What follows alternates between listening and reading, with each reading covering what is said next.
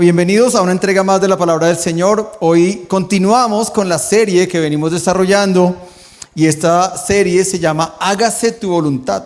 Así se llama la serie. Hace 8 días tuvimos la parte 1 y esa parte 1 la encuentra en Spotify en el canal de Hechos 29 por si usted quiere engancharse y tener toda la información y no perderse nada de esta serie. La encuentra en Spotify en el canal de Hechos 29. Hoy la parte 2 se llama Cuaresma, un tiempo de cambio. Cuaresma, un tiempo de cambio. Hace 8 días hablé de lo que era la cuaresma y puse esta línea de tiempo, que es una línea de tiempo real de nosotros, aquí nuestro calendario personal de la iglesia. Y en marzo 2 dije comenzó 98 días al Pentecostés. La meta es el Pentecostés. Lo que pasa es que a veces nos enfocamos más en la Semana Santa o más en la Navidad y pensamos que son las fechas tal vez, digamos, litúrgicas o espirituales más importantes, pero realmente la fecha más importante de las tres, entre Navidad, Semana Santa o Pentecostés, es el Pentecostés. Y a veces es el que menos escuchamos. Así es que lo que hablamos hace 8 días es que tenemos 98 días hacia el Pentecostés y puse allá el loguito, ¿no? Hombre o mujer. La idea es que lleguemos a esa meta que va a ser junio 8. Junio 8 vamos domingo a celebrar aquí juntos el Pentecostés. Y para eso pues estamos haciendo este camino que es una preparación. Y la cuaresma empezó marzo 2 y hace 8 días hablamos sobre el monte de la transfiguración. Así es que no me voy a detener mucho para contar la historia de la cuaresma, y porque yo sé que muchos pueden estar pensando, ¿cómo así? Pero la cuaresma, eso es algo como católico, pero ¿y qué tiene que ver con la Biblia? Pues tiene mucho que ver y eso lo expliqué hace 8 días. Así es que hoy voy a entrar con el tema simplemente de hablar. Bueno, hoy estamos en 91 días. De 98 hoy pasamos a 91. Nos vamos a ir acercando. Cada domingo yo voy a ir quitando de a 7 días. 7 días nos va a dar exactamente junio 8 cuando lleguemos al momento del Pentecostés. ¿Listo? Tal vez solamente como información, el Pentecostés es el suceso o es el momento en que el Espíritu Santo vino sobre la iglesia primitiva que estaban en el aposento alto donde se celebró la última cena con Jesús. Ellos se quedaron ahí en ese aposento alto, orando y orando y orando. ¿Cuántos días? En la línea de tiempo pueden calcular cuántos días duraron orando por el Pentecostés. 50. ¿Listo? 50. ¿Sí? Ellos se mantuvieron ahí. Claro, Jesús hace aquí la ascensión. Y en esa ascensión, Jesús les dice, quédense en Jerusalén y esperen a que sean llenos del poder del Espíritu Santo. Es decir, no hagan nada, no evangelicen a nadie, no se vayan a exponer por allá en el templo a que los cojan y los crucifiquen como a mí. Quédense orando. Y ellos se quedaron juiciositos esperando el Pentecostés. Pero una vez que pasó el Pentecostés, lo que sucedió con la iglesia fue... ¿Listo? De una vez voy a decir un dato muy interesante para que usted esté pendiente. Este tiempo de acá, estos 40 días, eso va a ser un buen debate bíblico y teológico, porque hay muchísimas teorías de lo que pasó en esos 40 días que muchas veces son un misterio. ¿Listo? Así es que lo vamos a ver en su momento. Listo, dicho esto, vamos a entrarle hoy al tema que es cuaresma, ¿no? Y acuérdense que cuaresma, la palabra cuaresma viene de 40. Y viene del latín que significa cuadragésima. Cuadragésima significa 40. ¿Listo? Y como lo dije al principio, esa fue una tradición que se fue adquiriendo desde la iglesia primitiva, que no comenzó con 40 días. El siglo I, el siglo II y el siglo III no eran 40 días, eran 2 días de ayuno, 3 días de ayuno, en que la iglesia primitiva empezó a prepararse para conmemorar la resurrección de Jesús. Voy a decir esto, la iglesia primitiva no celebraba la muerte de Jesús, celebraban la resurrección. ¿Listo? Porque pues si Jesús hubiera muerto y no hubiera resucitado, dice por ahí en la Biblia de Pablo, vana sería nuestra fe. ¿Listo? O sea, lo más importante de la Semana Santa no es cuando Jesús muere, el viernes que lo crucifican y todos hacemos como ¡ah! Y en mi casa me enseñaron que esa semana al principio, cuando éramos católicos, no podíamos comer carne. Ahora yo levanto la mano los viernes y digo, asadito de viernes. Por allá el argentino dijo, amén. Bueno, pero lo más importante de la Semana Santa no es la muerte de Jesús, es la resurrección. ¿Listo? Es para que vayamos como pensando en esto. Ahora, el 40. Vamos a entrarle un poquito al tema del 40. La cuaresma, lo dije hace 8 días, solamente lo repito un poquito, se fue volviendo una tradición, pero fue hasta el siglo XII en que el Papa Urbano estableció los 40 días. ¿Listo? ¿Y por qué los estableció? Por los 40 días que Jesús estuvo en el desierto, como una preparación para comenzar su ministerio, que es el tema que hoy vamos a estudiar. Voy a seguir con el 40. El número 40 en la Biblia tiene muchas historias. Y ahí voy a preguntar, ¿qué historias usted conoce que tengan que ver con el 40? 40 días en el desierto. 40 años, pero era 40, ¿no? 40 años en el desierto. ¿Y por qué el pueblo de Israel se metió 40 años en el desierto? ¿Por desobedientes? No. Por quejarse, muy bien. Principalmente fue por quejarse, ¿no? El pueblo de Israel salió, cruzó el mar de manera milagrosa, duró 30 días y llegó a la tierra prometida en 30 días. Y entraron los espías, a los 30 días entraron los espías, pero de los 2 espías, solamente 2 dijeron, podemos conquistarla. Los otros 10 se acobardaron y dijeron, hay gigantes, nos van a comer, somos como moscas para ellos. Y debido a eso, se quedaron 40 años en el desierto. ¿Listo? ¿Qué quiere decir? Que el 40 es un antes y un después. La generación que salió de Egipto no entró ninguna, excepto Josué y Caleb. Muy bien, así me gusta que me repliquen. Josué y Caleb. ¿Pero cuántos salieron? Dice la Biblia, si no estoy mal, eran 400,000 hombres masculinos, y si agregamos la proporción de mujeres, eso da más de 2 millones. 2 millones de personas que solo entraron 2. O sea que, ¿cuál es el porcentaje de 2 entre 2 millones? 0,000002%.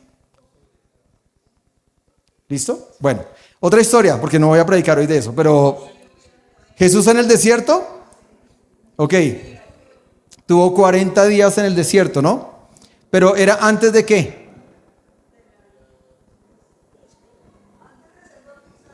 No, Jesús se bautiza, es lleno del Espíritu Santo y se va al desierto. Es antes de comenzar su ministerio. O sea, era un antes y un después. ¿Qué quiere decir esto? Que si usted quiere ir al ministerio, tiene que meterse 40 días en el desierto. Eso lo voy a hablar ahorita más profundo, pero bueno. Otro 40. Otro 40.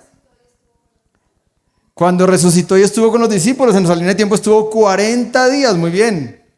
Buena inferencia de la línea de tiempo. Jesús estuvo 40 días con los discípulos presentándose a ellos, pero por ejemplo, en las teorías que yo ya comencé a leer para llegar a ese punto, dice que hay teorías que en los primeros siglos decían que Jesús duró 545 días con los discípulos.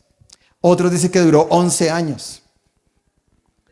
Pero gracias a Dios por Lucas, que fue el médico juicioso en escribir el Evangelio. Y Lucas nos dice 40 días. ¿Listo? Pero eso pasó en el siglo I y en el siglo II, que creyeron todas estas cosas. Conspiraciones de cosas de Jesús. Otro 40. El diluvio, muy bien, Noé. Duró 40 días, el arca, todo inundado, y él duró 40 días. ¿Y qué hizo Dios? ¿Cuál era el antes y cuál fue el después? El antes, una generación que se olvidó de Dios y súper perversa, y entonces Dios levantó a Noé, los metió en el arca, él mismo cerró la puerta y pasaron 40 días y después salió una generación buena, entre comillas. Pero bueno, otro 40. Eri. Moisés en el monte, muy bien. Moisés en el monte. Moisés pasó, hablando del 40 años creyendo que era alguien, porque fue criado por el rey, por el faraón, ¿no? Por la hija del faraón. 40 años aprendiendo que no era nadie y 40 años viendo lo que Dios puede hacer con alguien que sabe que no es nadie. ¿Se entendió el trabalenguas? La vida, ¿cuántos años vivió Moisés? Multipliqué por 3. Moisés vivió 120 años y no es casualidad que la Biblia marca la vida de Moisés de 40 en 40 en 40. ¿Listo? O sea que el 40 tiene un significado importante. ¿Ok? Otro dato de los 40, que tal vez va a ser más difícil para encontrarlo. Bueno, Erika dijo, ¿no? Moisés pasó 40 días en el monte Sinaí recibiendo las tablas de la ley. Por ahí hay un meme que dice, Moisés fue el primero que bajó información en una tablet de la nube. ¿Cuánto duró bajando la información de la nube a la tablet? 40 días. En el monte Sinaí recibiendo los mandamientos. ¿Cuántos mandamientos recibió Moisés en esos 40 días? Más de 650. ¿Listo? Cuando a Jesús le preguntan cuál es el principal mandamiento, uno dice, pues de los 10 escoja uno. No. Como era una trampa, le estaban diciendo, de los 660 y pico, creo que si no es mal es 654 o 60, ¿cuál es el más importante? Y Jesús los dejó plop, ¿no? Amarás al Señor tu Dios con todo tu corazón, con toda tu mente y con todas tus fuerzas. Otra cosa del 40. Elías caminó 40 días y 40 noches hasta el monte Horeb, donde tuvo un encuentro con Dios. ¿Se acuerda que a Elías lo persiguió Jezabel y lo quería matar y él se durmió y se despertó y se alimentó y cuando se alimentó Dios le dijo, ya que comiste, comienza el camino. ¿Cuánto caminó? 40 días y 40 noches. ¿Listo? Jonás predicó en Nínive que Nínive tenía 40 días para arrepentirse. ¿Listo? Entonces, con esto solamente quiero decirle que el 40 tiene un símbolo importante en la Biblia. ¿Ok? Así es que vamos a ir a la Biblia, vamos a leer juntos, no de manera mental, sino juntos. Vamos a leer Mateo 4, del 1 al 11. Mateo 4, del 1 al 11. Dice así, tentación de Jesús. Luego, el Espíritu llevó a Jesús al desierto para que allí lo tentara el diablo durante 40 días y 40 noches. Ayunó y después tuvo mucha hambre. En ese tiempo, el diablo se le acercó y le dijo, si eres el Hijo de Dios, di a estas piedras que se conviertan en pan. Jesús le dijo, no, las Escrituras dicen, la gente no vive solo de pan, sino de cada palabra que sale de la boca de Dios.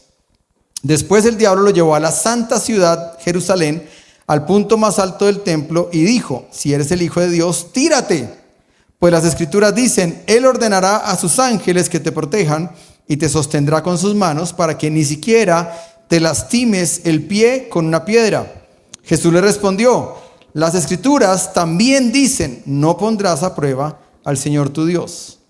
Luego el diablo lo llevó a la cima de una montaña muy alta y le mostró todos los reinos del mundo y la gloria que hay en ellos. Te daré todo esto, dijo, si te arrodillas y me adoras.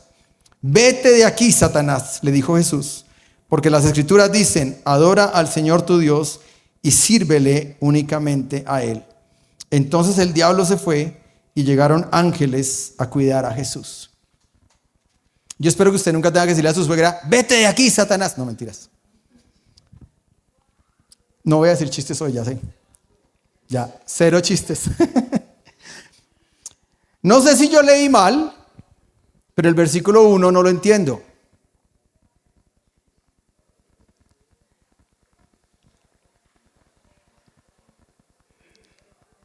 Yo no sé si leí mal. Porque a mí me enseñaron que cuando uno se metía en un desierto era porque yo estaba haciendo algo malo. Era porque yo estaba pecando o tomando malas decisiones. ¿Leyó el versículo 1?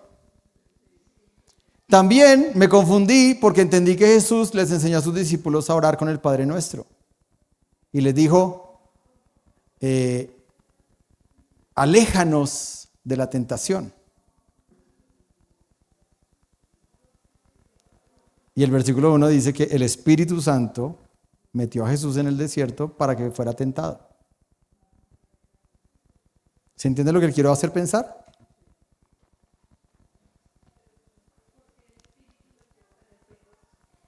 ¿Por qué el Espíritu lo llevó al desierto? ¿Por qué? Para ser tentado. Ahí dice. O sea, conclusión. El Espíritu Santo nos puede guiar a lugares para que seamos tentados. ¿Y cómo juega eso con el Padre Nuestro? Apártanos de la tentación. Solo del versículo 1 nos podríamos quedar hoy pensando un buen tiempo. Pero ese versículo 1 es bastante fuerte. Porque dice que luego el Espíritu, ahora cuando dice luego es después del Pentecostés de Jesús. Jesús fue lleno del Espíritu Santo en el bautismo en agua. Y dice, y luego el Espíritu lo guió al desierto. ¿Para qué? Para ponerlo en bandeja de plata al enemigo. Eso es lo que yo digo, ¿y cómo así? ¿Cómo así, no? Vamos a ver, yo que escribí en mis notas.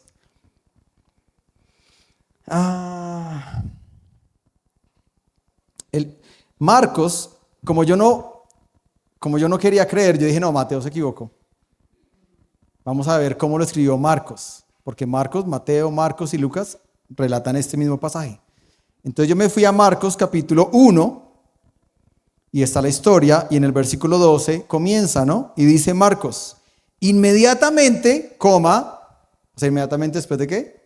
Del Pentecostés. O sea, inmediatamente después del bautismo en agua, donde Jesús fue lleno del Espíritu Santo, dice, inmediatamente, dice Marcos, el Espíritu Santo impulsó a Jesús al desierto. En otra versión dice empujó. Empujó. O sea, el Espíritu Santo hizo así. Vaya a ver, mijo. ¿Quiere ministerio? Tome. Y entonces uno, ay no, pero ¿cómo así, Señor? Pero haz pasito conmigo. Entonces yo dije, no, Marcos también se equivocó. Vamos a ir a ver a Lucas. Porque Lucas, vuelvo y digo, Lucas para mí es el sensei de los evangelios, porque era un médico que escribió con mucho cuidado lo que escribió. Entonces yo me fui a Lucas, que está 4.1. Lucas 4.1. Que está la misma historia, ¿no? Y entonces Lucas dice así. Entonces Jesús, lleno del Espíritu Santo, o sea, después del Pentecostés, regresó del río Jordán, donde fue bautizado, y fue guiado por el Espíritu en el desierto. Conclusión, cambiemos la teología. Hagamos un cambio de chip. No siempre nos metemos al desierto porque estamos pecando. No siempre nos metemos al desierto porque tomamos malas decisiones.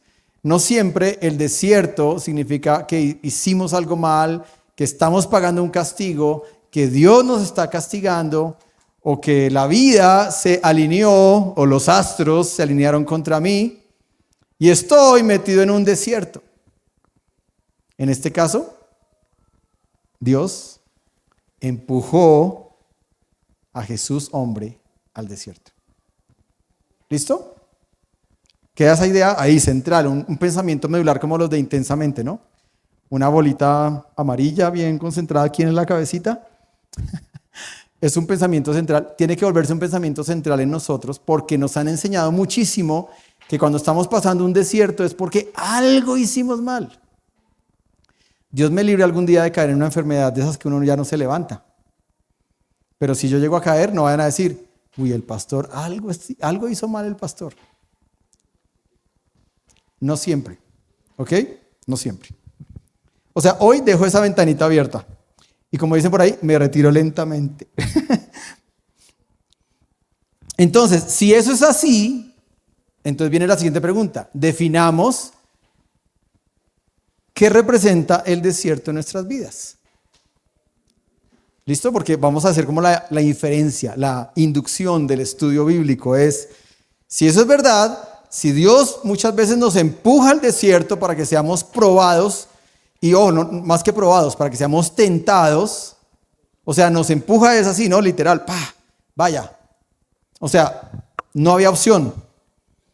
Entonces, ¿qué representa el desierto en nuestras vidas? Voy a decir frases de lo que yo escribí. Que el desierto es un tiempo de transición. O sea, el desierto no es el final del camino. Al contrario, es una preparación para algo más grande que viene. O sea, si yo estoy en un desierto y siento que Dios me empujó a un desierto, tengo que decirle, Señor, viene algo grande, ¿no? O sea, me está doliendo el alma. O sea, me estoy muriendo, pero es porque algo grande viene. ¿Listo? Esa es la idea. Es un tiempo de transición.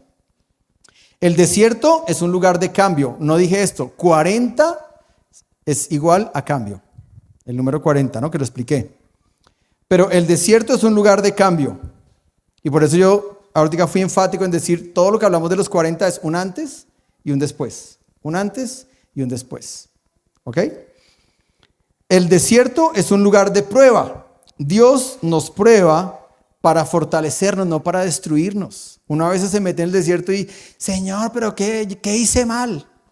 Y Dios dice, no hiciste nada mal. Lo que pasa es que te quiero fortalecer para algo mejor. Y entonces si uno entendiera eso, diría, Señor, gracias por este desierto. Como medio masoquista la cosa, ¿no? Pero hay que entenderlo. ¿Listo? Luego dice, el desierto son momentos en los que enfrentamos dificultades, dudas o sequedad espiritual. Dios permite estos tiempos para fortalecer nuestra fe y enseñarnos una palabrita muy sencilla, que también se la quiero dejar como un pensamiento central. ¿Qué se aprende en el desierto? Dependencia. Dependencia. Si usted se va hoy con esa palabra en su vida y la empieza a aplicar desde hoy, me pagó el mejor salario del mes. Podría decir, usen mi salario del mes para comprar los televisores, la mesa de ping-pong y los... No, mentiras. Mi esposa me mata si digo eso, pero... Y le digo a ella, mi amor, no tenemos comida, pero tenemos mesa de ping-pong, ventiladores y televisor de 40 pulgadas para Jesus Followers. Y ella me va a decir, dependamos. Pero es verdad, los que estamos aquí en el ministerio dependemos de Dios todo el tiempo. La iglesia no tiene una campaña de marketing para aumentar sus ventas o cosas así, ¿no? Pero lo que sucede en los desiertos, la palabra que tiene que retumbar en nuestra cabeza cuando estamos en un desierto es dependencia. Lo que Dios nos quiere enseñar es a que nos rindamos y digamos, no hay nada que yo pueda hacer. Solo puedo depender de Dios. ¿Listo? Dependencia.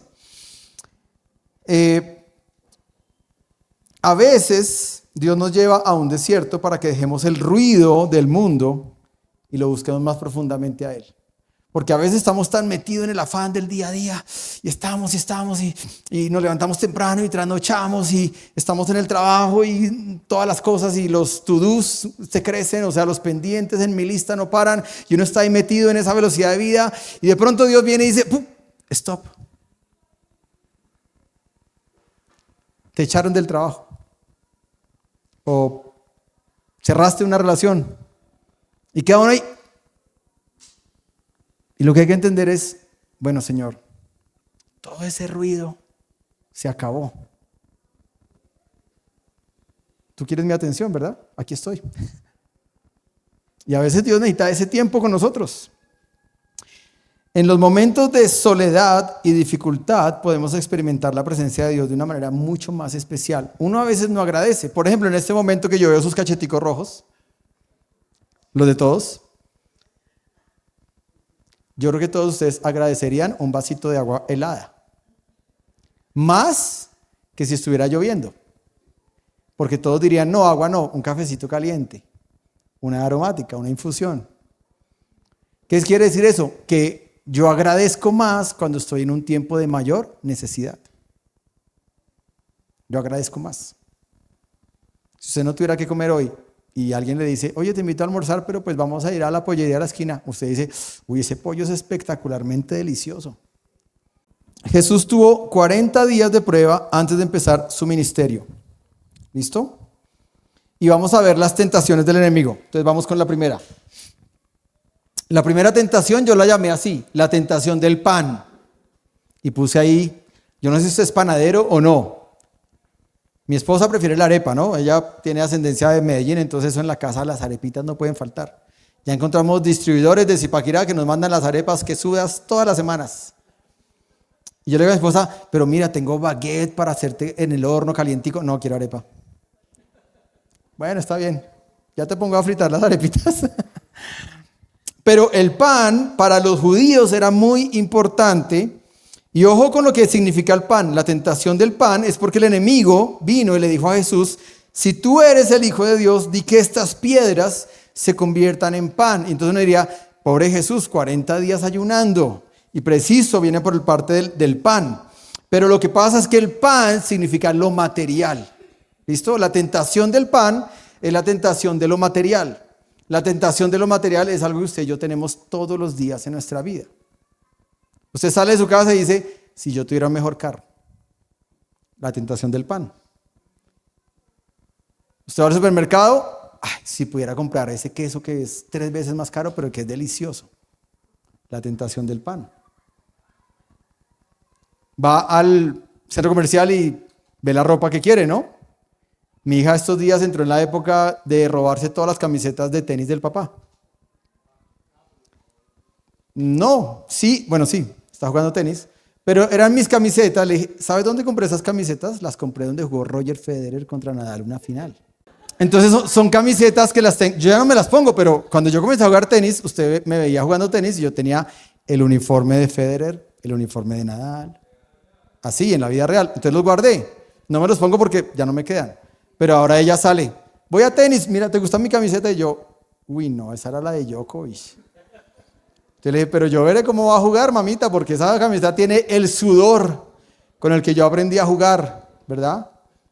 Pero cuando usted va al centro comercial y ve algo de ropa y usted dice, yo quiero esa ropa, ¿verdad? Yo necesito esa ropa. Así empiezan, no sé si las mujeres o los hombres, mejor no me meto en líos, ¿no? Pero uno dice, es que necesito comprar eso, ¿verdad? Mi esposa ayer que fuimos a comer de Día de la Mujer a una taquería mexicana por la noche en Chía, así bien rústica, bien lupita, pero pues eso es lo que nos gusta. Entonces fuimos y estaba una señora ahí con una máquina de hacer patacones, como con una cosa de hierro así, ¡fra! Y mi esposa me dijo, esa es la que yo necesito. Porque teníamos una de plástico que ya se volvió una nada. Le dije, pues cómprala. Me dijo, ¿de verdad puedo? Sí, cuando tengamos plata. Entonces, la tentación del pan. Pregunta bíblica. ¿Era pecado que Jesús comiera?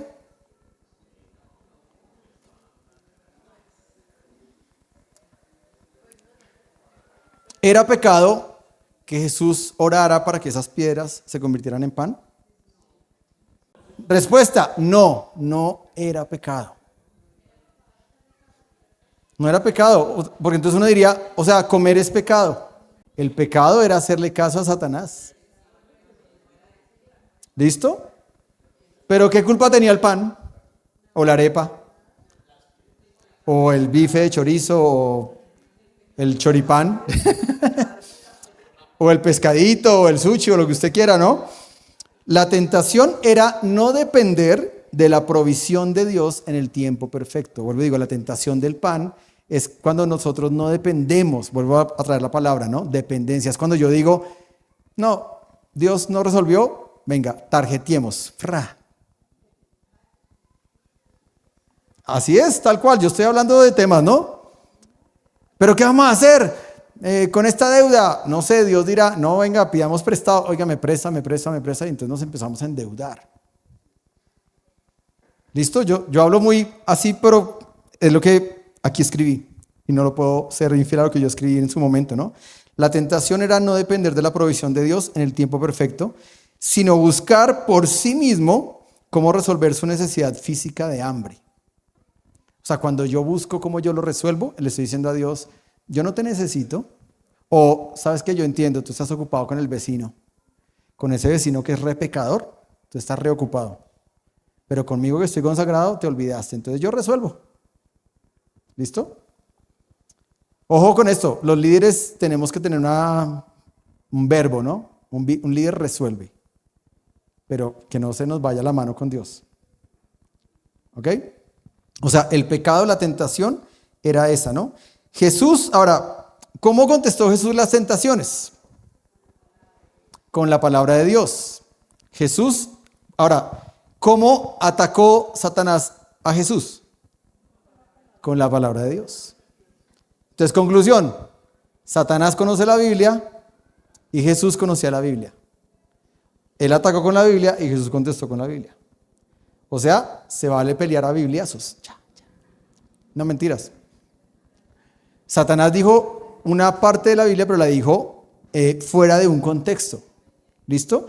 Cuando Satanás le dice a Jesús, convierte las piedras en pan, le cita un pedacito de un texto, pero le quita la consecuencia. Y Jesús por eso llama, aquí fue Deuteronomio 8:3, con lo que Jesús contestó, que dice, si te humilló permitiendo que pasaras hambre y luego alimentándote con maná, un alimento que ni tú ni los antepasados conocían hasta ese momento. Lo hizo para enseñarte que la gente no vive solo de pan, sino que vivimos de cada palabra que sale de la boca del Señor. Eso dice Deuteronomio 8:3. Fue el versículo que Jesús sacó. Pero ¿qué es lo que nos queda como enseñanza? Que tenemos que aprendernos la Biblia de memoria. ¿Listo? Ahí quedó como, ¿cómo así, pastor? ¿Usted está pensando que yo puedo aprenderme los 66 libros de la Biblia? Pues Jesús lo hizo. Pero hay que aprendérselo. Hay que aprendérselo, ¿listo? Se me adelantó el slide, pero bueno. Dicho de otra forma, Jesús lo que dijo es, morimos si no nos alimentamos con la palabra de Dios. Por eso él dijo, no solo de pan vivirá el hombre, hasta ahí vamos bien, sino de toda palabra que salga de la boca de Dios. ¿Qué quiere decir? De otra manera, que si tú no te alimentas con la palabra de Dios, tú no vives. Y ahí viene la pregunta que esperamos en Hechos 29. ¿Cómo estás en tu devocional diario con la palabra de Dios? Porque si tú no vives todos los días alimentándote de la palabra de Dios, tú no vives, tú mueres. ¿Listo? Entonces, ante esta tentación del pan, ¿cómo vamos a contestar? Ahí yo le dejo un versículo que se puede memorizar. Mateo 6:33. En esta época Jesús no tenía sino la Septuaginta, o sea, el Antiguo Testamento, en griego, y entonces Jesús dijo Deuteronomio. Pero después ya tenemos hoy el Nuevo Testamento, entonces hoy, cuando tengamos una tentación del pan, ¿cuál es la tentación del pan? Es poner prioridades mal puestas. Primero lo material, lo espiritual de segundas o de terceras o de cuartas. Cuando tengamos esa tentación, lo que vamos a contestar es Mateo 6:33, ¿listo? Busquen el reino, eso está en NTV, busquen el reino de Dios por encima de todo lo demás y lleven una vida justa y Él les dará todo lo que necesiten. O sea, prioridad 1, el reino de Dios. Todo lo demás es añadidura. ¿Ok? Listo, vamos con la segunda. La tentación de pedir señales. Les presento a mi esposa Paola. Ahí está. Era un poquito más rubia cuando era chiquita, ¿no? Yo la conocí cuando ella tenía 5 años de edad. No piense mal, diga, uy, este pervertido. No, mentiras. Mi esposa tenía 5 y yo tenía 15. Pero nada que ver, ¿no? Nada que ver. Yo nunca eché maicito ni nada de eso. Ella creció solita. Yo estaba por otro rumbo, por otros lados. Tenía otra novia. Pero por allá, como a mis 26, me novié con Pau. Ella tenía 16. Y eso fue como que ya cuando ella llegó a 16, yo dije, ay, cómo ha crecido la niña. Y se novió conmigo a los 16 y se casó a los 19 conmigo. Yo tenía 29. Pero le digo que porque está ahí. Porque, voy a decir esto más pasito, después en la grabación le suben el volumen. Cuando Paito estaba comenzando su ministerio, o su llamado, o su engagement con Dios, vino alguien de Puerto Rico y le dijo que ella era como un pajarito que se llama Shelton. Y le puso una gráfica así un día, en una administración. Bien creativo ese. Yo dije, uy, yo quiero ser un profeta así. Le trajo el dibujo y le dijo, Pau, ven para acá, tú eres Shelton. Y era así, ¿no? Porque adivine qué tiene la niña en la maleta. Tiene un paracaídas. Pero no se quiere soltar. Y el puertorriqueño le dijo, Dios te está llamando, tienes en tu maleta todo lo necesario, ¿y por qué no te sueltas? Y a veces somos así, ¿no? Dios nos dice, tienes todo lo necesario. No, pero Señor, esta cuerdita me sostiene. Hablamos de los empleadores, ¿no? Del dinero. Esta cuerdita me sostiene. Y Dios está diciendo, suéltate, suéltate, suéltate, ya tienes todo. Tú te sueltas y simplemente jalas y sale un paracaídas. Y el paracaídas te va a proteger. Entonces, ahora cuando salga del culto le dice, querida Shelton, te invito a una empanadita. No, mentiras. Me echa la abuela y es el Día de la Mujer y ya me dijo, ¿y hoy a dónde me vas a llevar a almorzar? Porque ayer me llevaste a comer taquería, pero hoy a dónde. Yo dije, en la casa voy a hacer una sopita de algo. Arepa que suda. Muy bien. Tentación 2. Tentación de probar a Dios. Si eres hijo de Dios, la tentación de pedir señales. Si eres hijo de Dios, lánzate abajo, pues escrito está que a sus ángeles mandaré acerca de ti. Entonces, ¿cómo respondió Jesús a esa tentación? Él citó Deuteronomio 6:16, que dice, no pondrás a prueba al Señor tu Dios como cuando te quejaste contra Él en Masá. ¿Qué pasó en Masá? Que el pueblo que se quejó y por eso no entró a la tierra prometida, comenzó a decir, Señor, ¿para qué nos sacaste de Egipto si aquí no hay agua? Y entonces Dios dijo, ¿quieren agua? Muy fácil. Moisés, toca la peña. Y Moisés, ¿cómo así? Toca la peña. ¡Prum! Agua dulce. En el desierto. Después el pueblo se quejó. No, ya estamos cansados del agua. Ahora queremos pan. Bueno, está bien, ahí va el maná. Pero ojo, no guarden eso para mañana porque cada día les voy a dar lo de cada día. ¿Y el pueblo qué hizo? Acumuló. Capitalismo puro. Pero bueno, sigamos. Después el pueblo le dijo, Señor, estamos cansados del agua y del pan. Queremos carne. Yo hubiera sido ese. Y el Señor dijo, ¿quieren carne? Listo, codornices, tome. Pollito todos los días, pero no acumulen las codornices. ¿Y el pueblo qué hizo? Acumulación de capital. Carlos Marx. En la Universidad Nacional nos hicieron leer bastante Carlos Marx, por supuesto, ¿no? El capital. Así es que lo que significa esta tentación es que nos gusta más pedirle señales a Dios que esperar las respuestas en el tiempo de Dios. ¿Sí se entiende eso? Señor, mándame una señal. Eso es como el que abre la Biblia, ¿no? Es un chiste viejo, perdón que lo voy a echar y no tienen que reír. Hagan de cuenta que yo estoy aquí solo predicando para la cámara.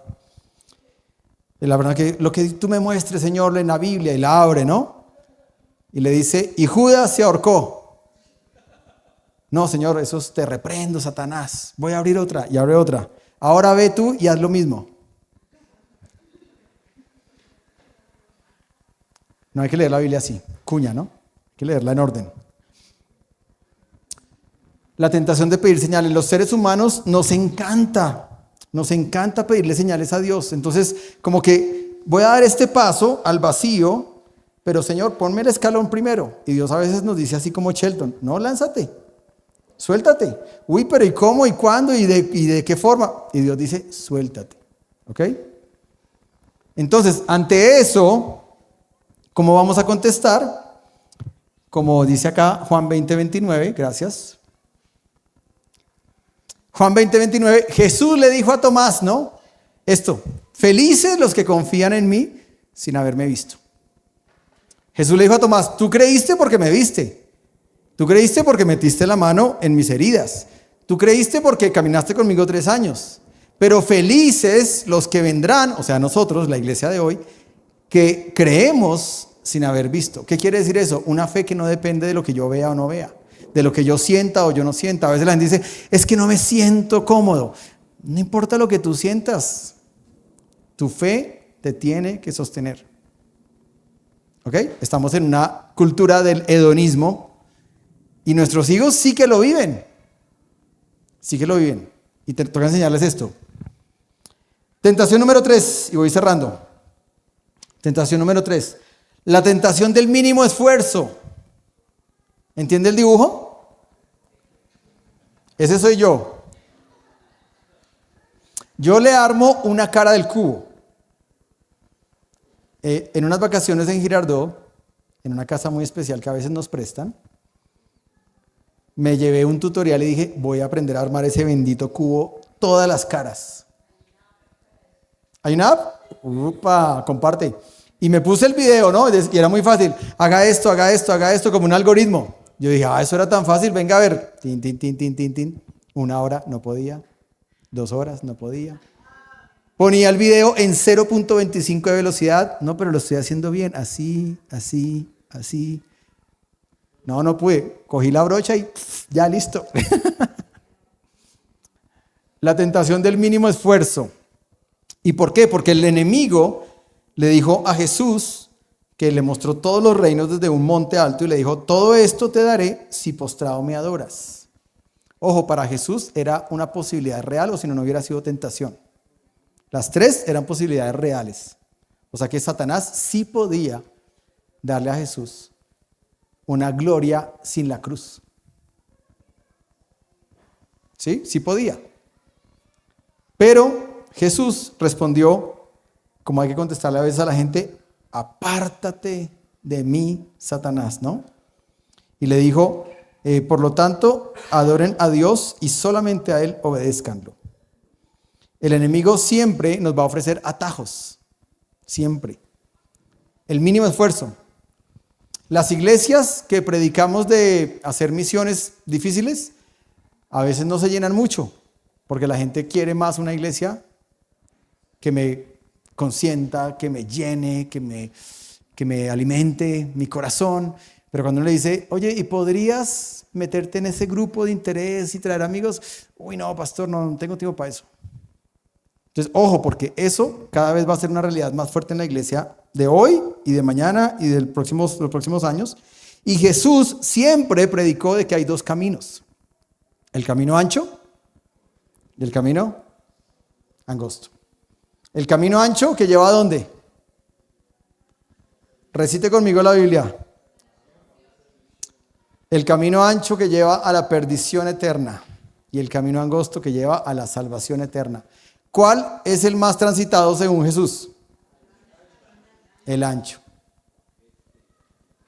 Entonces, cuando nosotros como iglesia nos proponemos atraer gente de lo ancho a lo angosto con Kugu, nos metemos en un problema contra el mundo. Somos una iglesia contracorriente. Porque eso es raro. Eso es raro. ¿Ok? Conclusión, la tentación del mínimo esfuerzo. Cuando venga esa tentación vamos a contestar Mateo 16, 24. O vamos a recordar Mateo 16, 24 que también está en Lucas.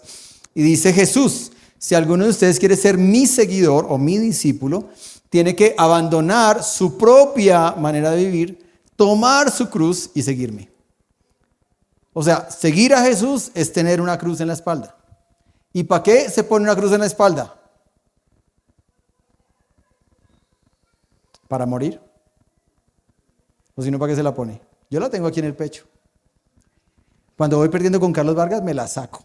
Él no se da cuenta, pero es una estrategia. Entonces yo me volteo así en la cancha, me saco mi crucecita, la beso. ¡Listo! Segundo set. Les estoy revelando muchos secretos, pero bueno. No es por eso. Es porque esta cruz, vuelvo y digo, para mí es un recordatorio de esto. De que yo sigo al Señor, pero tengo una cruz en mi espalda que evita que el José Luis antiguo comience a ganar terreno o quiera vivir en vez de vivir como Jesús quisiera que yo viviera. Es decir, uno carga la cruz para morir, para nada más. ¿Ok? Muy bien. Última diapositiva y te cerramos en 3 minutos. Verdades prácticas de todo lo que hemos estado hablando. Aunque en cada punto Dios está ahí hablando a unos y a otros, yo no sé cómo lo está diciendo el Señor, pero para mí las verdades prácticas y que quisiera que usted escuchara y pusieran en obra es la primera. Número 1, por medio de la prueba es posible llegar a conocernos mejor. Es decir, a nosotros mismos. Cuando nos metemos en un desierto o Dios nos empuja a un desierto, eso nos hace conocernos mejor y saber cuál es la medida de nuestra fortaleza espiritual y hasta dónde llega nuestra confianza en Dios.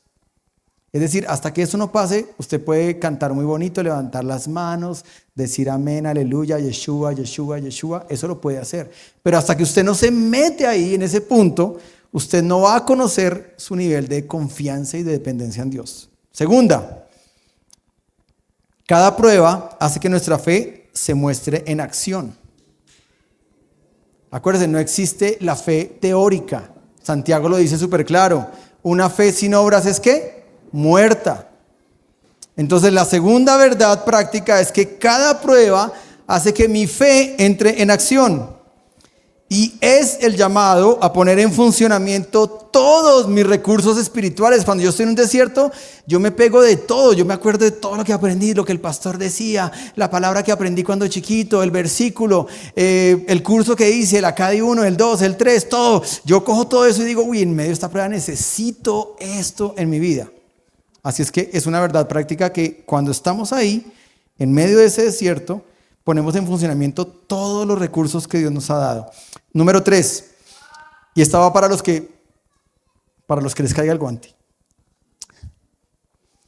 Toda persona llamada para un servicio especial debe rendir primeramente un examen. ¿Ok? De serle fiel a Dios. Por eso digo, no es para todos de pronto. O de pronto sí, pero yo pienso en mi vida, ¿no? Cuando Dios me estaba llamando a hacer lo que estoy haciendo hoy.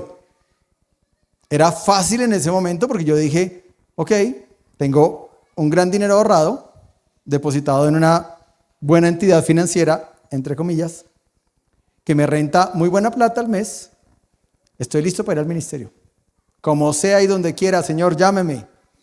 Y Dios me tomó la palabra, listo, venga.